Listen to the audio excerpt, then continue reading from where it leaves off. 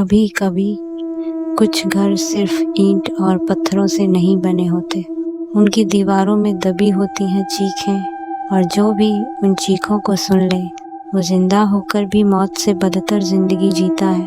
दोस्तों, आज की ये हॉरर कहानी आपको रात भर सोने नहीं देगी। लेकिन कहानी शुरू करने से पहले एक छोटी सी बात। हमारी वीडियो देखने वाले बहुत सारे लोग हमारी कहानियाँ एंजॉय तो करते हैं, लेकिन चैनल को सब्सक्राइब नहीं करते। अगर आप भी उन्हीं लोगों में से हैं तो नीचे लाल वाला सब्सक्राइब बटन दबा दीजिए और बेल आइकन भी प्रेस कर दीजिए, ताकि हमारी हर डरावनी कहानी सबसे पहले आप तक पहुंचे। तो चलिए शुरू करते हैं आज की कहानी, काली कोठी का रहस्य। यह कहानी करीब 40 साल पुरानी है। सन 1982 उत्तराखंड के एक छोटे से पहाड़ी गांव भैरवपुर की। उस गांव में 22 साल की एक लड़की रहती थी जिसका नाम था शालिनी। शालिनी की जिंदगी बिल्कुल सामान्य थी। वो अपने पिता के साथ गांव के किनारे बनी एक पुरानी हवेली में रहती थी। लेकिन एक रात अचानक उसके पिता बिना कुछ बताए गायब हो गए। पूरा गांव उन्हें ढूंढता रहा, जंगलों में, नदी किनारे, पहाड़ों पर, लेकिन उनका कोई निशान नहीं मिला। शालिनी की माँ की मौत बचपन में ही हो चुकी थी और अब उसके पिता के गायब होने के बाद वो पूरी तरह अकेली पड़ गई थी। धीरे धीरे गांव वालों ने भी उम्मीद छोड़ दी। सबको लगने लगा कि शायद उसके पिता अब इस दुनिया में नहीं रहे। इसी बीच शालिनी के चाचा चाची ने उसकी शादी पास के गांव के एक लड़के विक्रम से करवा दी। विक्रम बहुत शांत और अच्छा इंसान था। उसने शालिनी को संभालने की पूरी कोशिश की। वो उसे हमेशा खुश रखने की कोशिश करता और धीरे धीरे शालिनी भी अपनी पुरानी यादों से बाहर आने लगी। विक्रम का परिवार भी उसे बहुत प्यार करता था, खासकर उसका छोटा भाई करण। लेकिन शालिनी को नहीं पता था कि उसकी जिंदगी में असली डर अभी शुरू होने वाला था। एक रात करीब 2 बजे शालिनी की अचानक नींद खुली। उसे ऐसा लगा जैसे कोई बहुत धीरे धीरे रो रहा हो। उसने बिस्तर से उठकर इधर उधर देखा। कमरे में सिर्फ वो और विक्रम थे। विक्रम गहरी नींद में सो रहा था, लेकिन वो रोने की आवाज़ लगातार आ रही थी। बचाओ। शालिनी डर गई। उसने फिर ध्यान से सुना तो उसे लगा जैसे वो आवाज़ उसके पिता की थी। उसका दिल तेजी से धड़कने लगा, लेकिन अगले ही पल आवाज़ अचानक बंद हो गई। शालिनी ने इसे अपना वहम समझा और वापस सो गई।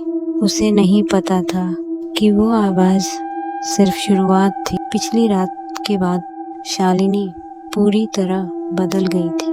अब उसे हर रात वही रोने की आवाज़ सुनाई देती, कभी खिड़की के पास से, कभी छत से और कभी अपने ही कमरे के कोने से।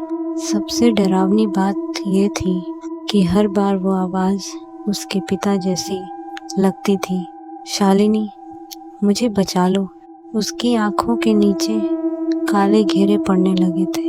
वो ठीक से सो नहीं पा रही थी। विक्रम उसे समझाता कि ये सिर्फ डर और तनाव है, लेकिन शालिनी जानती थी कि कुछ तो गलत ज़रूर है। एक शाम घर के बाकी लोग नीचे पूजा में व्यस्त थे। तभी शालिनी को फिर वही आवाज़ सुनाई दी, लेकिन इस बार आवाज़ हवेली की ऊपरी मंजिल से आ रही थी। उस मंजिल पर सालों से कोई नहीं जाता था। विक्रम की माँ हमेशा कहती थी, ऊपर वाले पुराने कमरे के पास मत जाना। लेकिन उस दिन जैसे कोई अदृश्य ताकत शालिनी को वहाँ बुला रही थी। वो धीरे धीरे सीढ़ियाँ चढ़ने लगी। ऊपर पूरा अंधेरा था। हवा इतनी ठंडी थी कि उसके हाथ कांपने लगे। तभी उसे सामने एक पुराना लकड़ी का दरवाज़ा दिखा।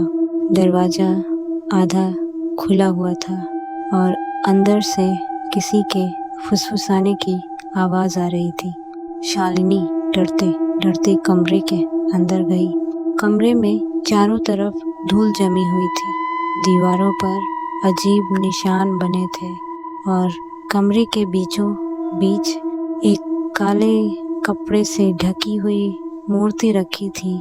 जैसे ही शालिनी उस मूर्ति के पास पहुंची, कमरे का दरवाज़ा अपने आप बंद हो गया।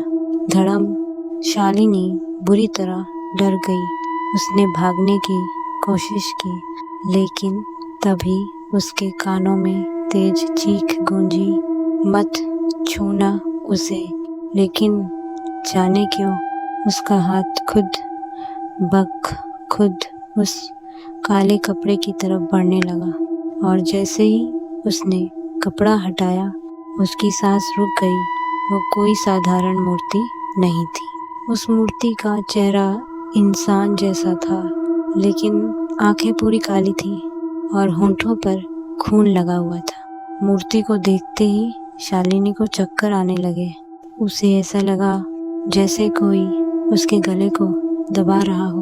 उसके कानों में सैकड़ों लोगों की चीखें गूंजने लगी, बचाओ, हमें छोड़ दो, ये हमें मार देगा।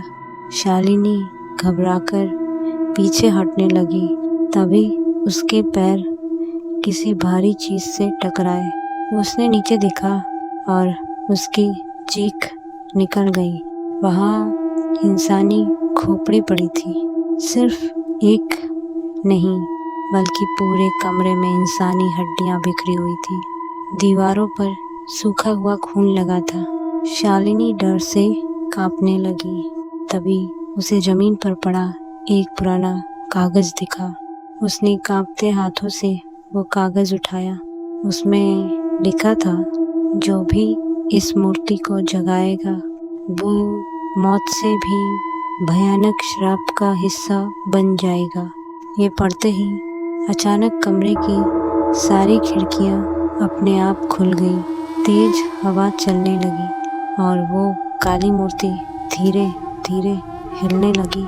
शालिनी की आंखें डर से फैल गईं। तभी उसे अपने पिता की जोरदार चीख सुनाई दी, भाग शालिनी, भाग। लेकिन अब बहुत देर हो चुकी थी, क्योंकि अगले ही पल किसी अदृश्य ताकत ने शालिनी का गला पकड़ लिया और वो जोर से जमीन पर गिरकर बेहोश हो गई। जब शालिनी ने अपनी आंखें खोली तो उसने खुद को अपने कमरे में पाया। उसके आसपास विक्रम, उसकी माँ और करण खड़े थे। विक्रम घबराकर बोला, तुम ऊपर वाले कमरे में कैसे पहुंच गई थी? शालिनी कांपती आवाज में बोली, वो मूर्ति, वो खोपड़ियाँ, वहाँ कोई था। लेकिन उसकी बात सुनकर सब एक दूसरे का चेहरा देखने लगे। करण बोला, ऊपर वाले कमरे में तो कुछ भी नहीं है, हमें तुम सीढ़ियों के पास बेहोश मिली थी। शालिनी हैरान रह गई। उसे यकीन था जो उसने देखा वो सपना नहीं था, लेकिन किसी ने उसकी बात पर भरोसा नहीं किया। विक्रम ने उसे दवा दी और आराम करने को कहा, लेकिन उस रात कुछ ऐसा हुआ जिसने पूरे परिवार की जिंदगी बदल दी। आधी रात विक्रम की अचानक नींद खुली। कमरे में अजीब सी ठंडी हवा चल रही थी। उसने देखा शालिनी बिस्तर पर नहीं थी। विक्रम डरते हुए उठा। तभी कमरे के अंधेरे कोने से किसी के हंसने की आवाज़ आई, धीरे धीरे, बहुत डरावनी हंसी। ही विक्रम का गला सूख गया। उसने कांपते हुए उधर देखा और उसके पैरों तले जमीन खिसक गई। शालिनी कमरे के कोने में खड़ी थी। उसके लंबे बाल पूरे चेहरे पर फैले हुए थे और वो दीवार की तरफ मुंह करके जोर जोर से हंस रही थी। शालिनी। विक्रम ने डरते हुए उसका नाम लिया। अचानक शालिनी ने अपना सिर धीरे धीरे पीछे घुमाया। उसकी आंखें पूरी सफ़ेद हो चुकी थी, चेहरे पर खून जैसी लाल मुस्कान थी और अगले ही पल वो जोर जोर से रोने लगी।